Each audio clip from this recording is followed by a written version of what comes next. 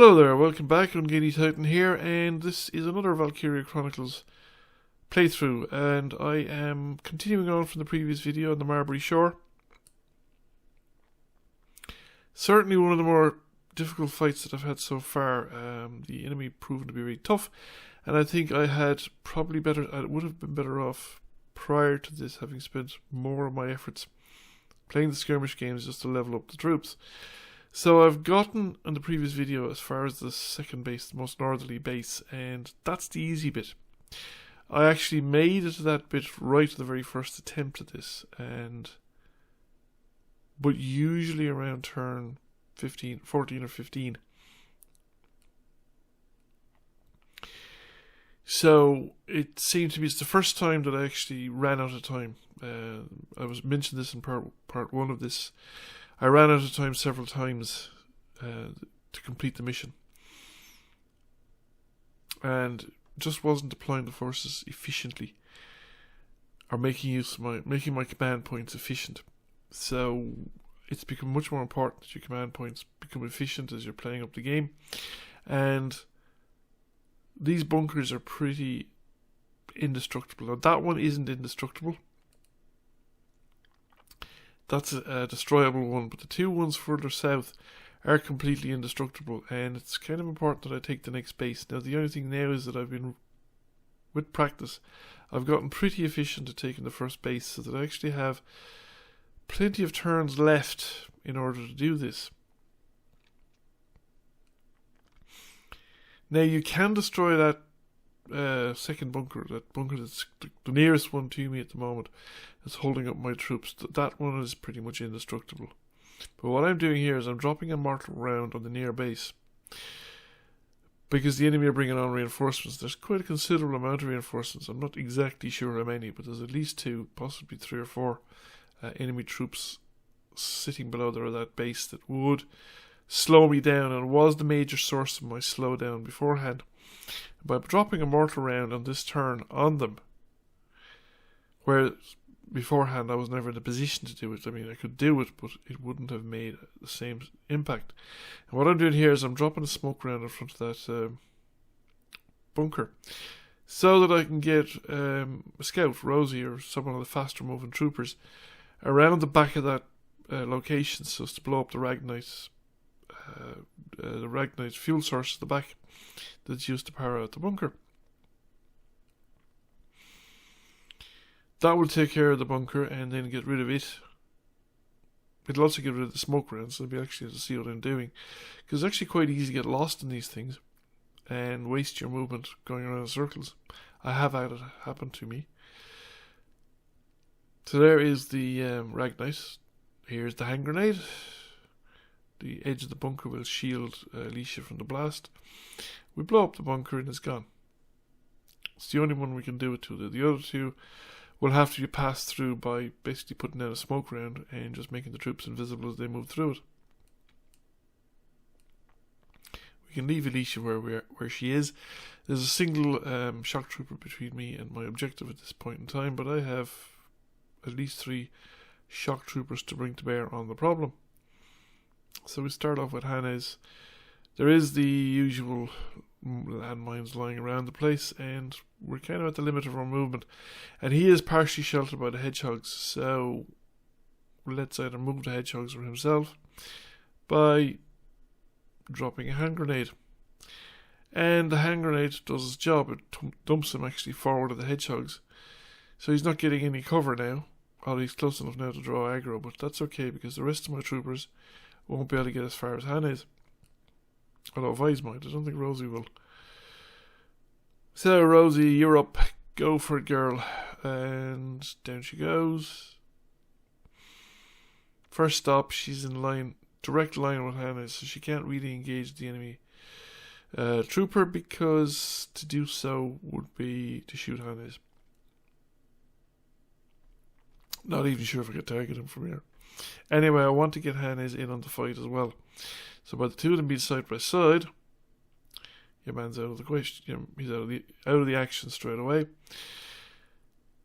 Robs the enemy of a command point, and we're in a pretty good position at this point, because I can move her forward the rest of her movement, And I can see that there are nobody left defending the enemy base, which is great. Because now I know that I can activate Alicia, for instance, and Alicia will make it to the enemy base.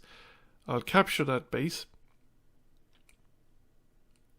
It's thereby stopping the reinforcements arriving there. And we occupy it. So this puts us now in a very strong position because I can build up, I can afford a turn or so to build up here, and I don't know if I have any capacity to bring on reinforcements just yet, but I can get everybody down here as close as I can to the enemy's position so that when I mount a final assault, I've actually got a lot of people doing it to do it with. This was my problem in most of the previous playthroughs. By the time I got here, I was very scattered, and thereby when I was making the final assault, I was doing it considerably under strength and just not able to push through at the very end because there are 2 tanks down there and multiple troopers. And the problem is the tanks don't move very far from the enemy, from the base, and their machine guns are very powerful defensive fire. I mean, you also have the offensive side of it where, as I had mentioned previously, and Dallas is a very close escape there because the mine went off. As you get offensively, they're getting more accurate, so they're actually much more likely to hit an individual trooper now from the main gun, firing an anti-tank round, which is more or less a one shot takes you out effect. So we get Yoko up as well because you never know, the opportunity might arise to actually take those tanks in the rear. Well, there is the possibility of doing it. And if you can get a Lancer into the rear of an enemy tank unit, where you can fire with the Ragnite radiators, you can blow up the tanks with one shot with a Lance. Now we've taken the base, so the enemy aren't going to be able to do that. So all their focus is now going to have to be on their own location. They have a certain amount of troopers down there, but they're going to spend points bringing on reinforcements. And they push somebody forward enough there to actually draw aggro from Alicia. Now, I can't run the... in hindsight, this is an unnecessary move. I spent 2 action points withdrawing Catherine from the fight, which I needn't bother to have done, because I didn't need... It allowed me to bring on an extra reinforcement, but I don't know if I needed the extra reinforcement. And I don't know if it was worth the cost of the 2 action points. But anyway, we did it. Although Edie did play a role in the final push, because mostly what I'm doing now is I'm actually bringing people forward so that when I make the final push, I can basically bring everybody into the fray. So we're going to push Vise as far forward as we can get him. We'll push everybody basically as far forward as we can get them without triggering the... He'll be a long way back, but I don't want to trigger the 2 towers that are defending the entrance to the enemy base, because that is an instant kill, and that we do not want to do. So Yoko, how far forward can get away with pushing Yoko? And I think no, I don't know. I mean, I really don't know where the edge of the aggro zone was, but we're pretty close to it, and it's more or less instant death to trigger those 2 towers. So, and she can make it to the base from there. We'll move, but it gives me a baseline. And she was the one that's kind of expendable in the sense that I could afford to risk Yoko because, first of all, I can bring on the Lancer, and she's tougher. Lancers are actually quite tough defensively. So if anyone could survive the trigger, the aggro, the machine gun, she's probably one that could. And we have Vice up. We don't want to go any further again because we don't want to trigger the aggro. And because we haven't triggered the aggro, we're also going to be safe in their turn. They're not going to open fire from those locations on us. That's the downside. From their perspective, these things are up so high that I can't destroy them, but because they're up so high, they just cover the entrance, they don't have a deep. Okay, that was nasty. Yoko just got shot in the face by a tank.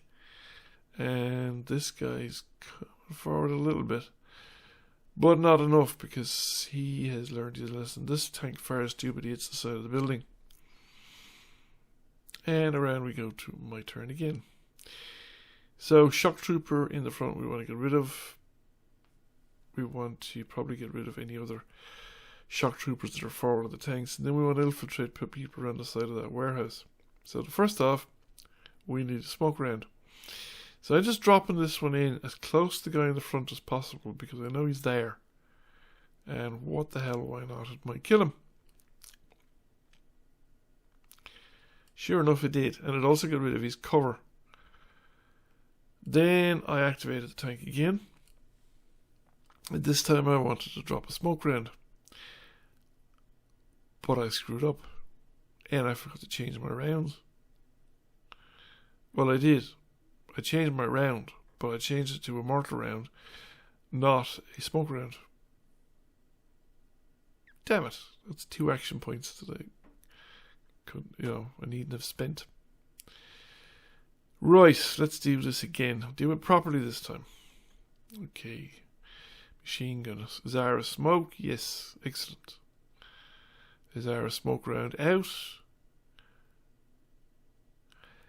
One of the things to be careful of here is it is actually possible to drop those smoke rounds too far forward, and the terrorists can aggro you before you get into the smoke, which can be quite nasty. So Hannes goes through, takes it at an angle. There is one remaining shock trooper. If we can position Hannes correctly, we can attack your man. Well, we don't need to attack him directly anyway, because I'm quite happy to attack him indirectly. I want to get rid of the cover. Because shooting these guys behind cover, the elite shock troopers, is damn near impossible. Anyway, Han has done his bit. It's up to the next person to do more. And I've got quite a few people, so I can bring them all in. And we're going to bring them all in if we have to. Otherwise we won't be able to make our final approach and attack. So this guy's as close as he can get. And doesn't quite do it. I could probably have brought him a small bit closer. Yoko is not going to join in the general fight. And she's still badly injured. With Yoko, I'm going to try and get into the rear zone, because again, there's the best opportunity for shooting tanks in the radiator at the back. Now, I want Yoko to heal herself up, because she's got a Ragnade bottle, and we just heal herself up and just make her a little bit more robust and more resilient. I'd still prefer if she was more healed than that, but anyway. This is as much as we can manage, so this is what we'll have to put up with. Dallas is the next one up. Now I'm bringing Dallas along mostly for mine clearance and resupply. I am going to expose Dallas to combat fire, but I probably shouldn't be at this stage. Because I've been not prioritizing the leveling up of my engineers. I've been prioritizing the leveling up of my offensive units. And I probably need to spend some time as well, some serious time, actually having a good look at my tanks.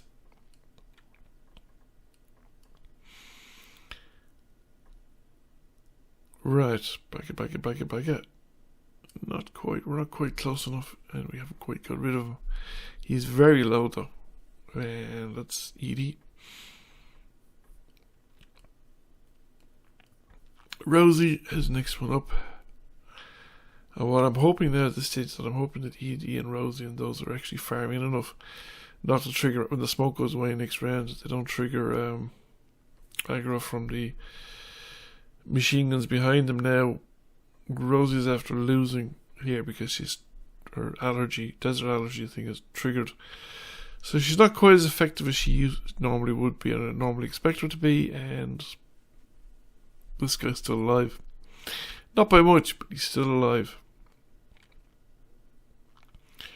So on you come, Rosie. Show him how it's done. Forward, and she gets into position. She has plenty of movement left. She finishes up a headshot in him, and she gets a bit of support fire as well. And in we go. Trooper Elite out of the way. And we can now move Alicia around and bring her up to support Dallas. I'm not going to go forward, because I'd rather the two of them be at the same level and supporting each other, but I have 2 moves left, so I'm going to move Rosie and probably Edie. The desert allergy is kicked off again, but that's fine because she's not going to be in combat. Just moving her forward to a rear location. And that's as far as she gets. Again, the desert allergy, I think, cuts the movement even further than it would be cut by the normal sort of stress of a second move, because Edie moves further from a very similar starting position. So now that's my lines dressed as best as I can do them, and it's back around to the enemy's turn. So enemy phase, mostly it's going to be hidden from me. I think reinforcements have arrived. They're probably going to ask for reinforcements. They request reinforcements. Yes, they've activated tank. And poor old Vice gets it. Right, that's rather tough. They have 3 things they can activate, so they send up a shock trooper, who arrives up. He's forward of the thing, but he's within flamethrower range, and he gets Hannes with his flamethrower, and then Hannes gets to shoot back. Well, not a lot of damage. But Hannes done more damage back than he did to Hannes. And similarly, he comes up and he does it again. So now they're not going to be activating the tank. And yeah, that worked out around the same.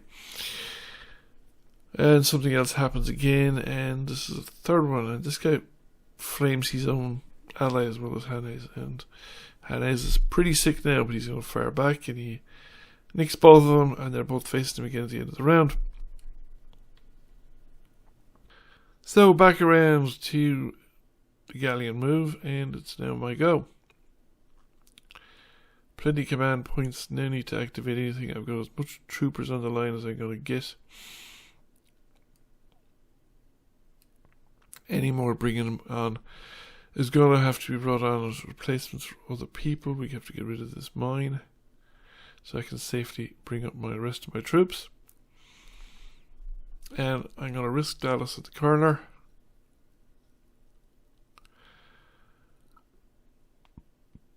And I'm going to use Dallas's hand grenade to try and just whittle down Corporal Dodikoff somewhat. And then Dallas just gets a barrage of return fire, and he's just unable to cope, and down he goes.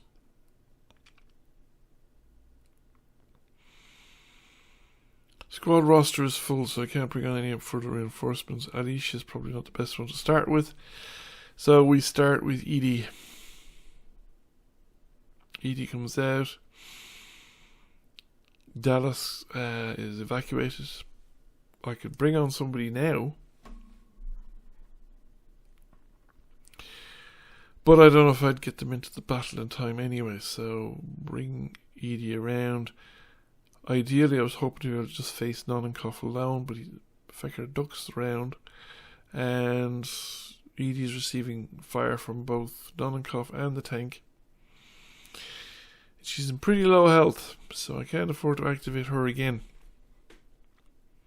Go with somebody else. Go with Rosie. Rosie, it's up to you, girl. Come on. And there you go. We're a little bit further back, and I think we've managed to avoid activating the tank. But we should get the benefit of Edie as well. We take out Nonenkoff, and that's a lot of fire, but anyway, we have done that bit. And we stop Rosie where she is. And finally we have...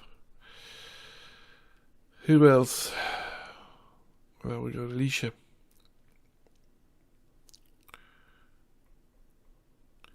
Alicia goes forward. So now, what am I trying to do here? I want to get Alicia into position where she can drop a hand grenade in there.